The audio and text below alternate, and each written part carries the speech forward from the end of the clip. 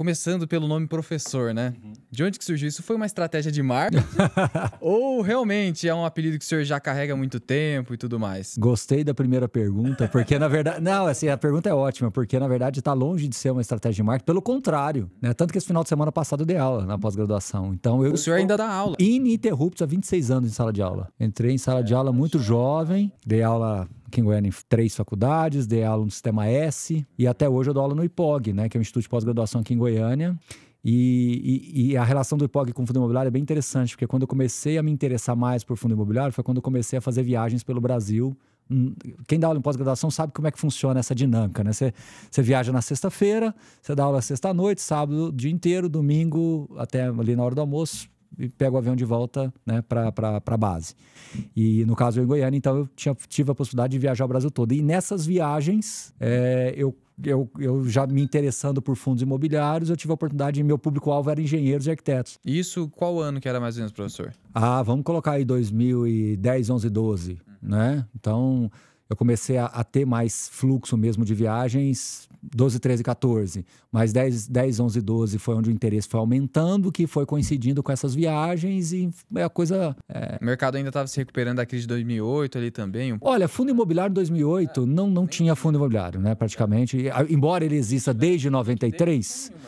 embora ele exista desde 93 em 2008, em 2008 estava começando a se falar mais em fundos multiportfólio. Mas até então o histórico era... Porque assim, 2004, 2005 foi quando o fundo imobiliário começou a cair um pouco do gosto das pessoas, por quando eles ganharam a isenção de imposto de renda. Então de 2004, 2005 até 2010, foi quando a coisa começou a ganhar um pouquinho mais de relevância para as pessoas. Mas assim, os relatórios gerenciais da época eram muito assim, superficiais, né? Então estava começando a ter o interesse, os fundos eram muito concentrados em corporativo, né? Tinha shopping também, mas era muito mais corporativo, né? Enfim, não tinha a cobertura que tem hoje de research, de pessoas, de canais, de informação,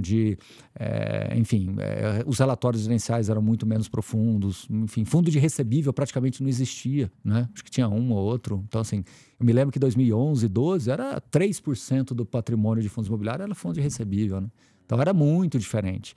Eram menos de 50 mil investidores. Aí a virada de jogo foi em 2012 e 13, quando vieram os fundos de agências, BBPO, GCX e SAAG, que era Banco do Brasil, Caixa e Santander. Aí esses fundos praticamente dobraram a quantidade de investidores no mercado, de 50 para 100 mil, entre 2012 e 13. Aí depois a gente começou a ter outras crises, aí política, juros, aquela coisa toda, e a indústria fica de lado, menos de 90 mil investidores durante um bom tempo. Aí quando os juros começam a cair, se estabiliza a questão política, a recessão dissipa de fato, aí começa a ganhar tração, aí 2018 ali aí volta a dobrar, para ficar 200 mil investidores, aí a coisa começa a acontecer mesmo, e a gente está hoje com 2 milhões e 600 mil investidores, ou seja, cresceu 10 vezes. São raras as indústrias de capitais que cresceu 10 vezes num curto espaço de tempo, né? Por isso que quando eu falo nos meus vídeos que, embora o fundo imobiliário exista há 30 anos, mas ele realmente entra no radar mais claro do mercado das pessoas, das researchers, analistas, é de 2018 para cá, 17, 18 para cá.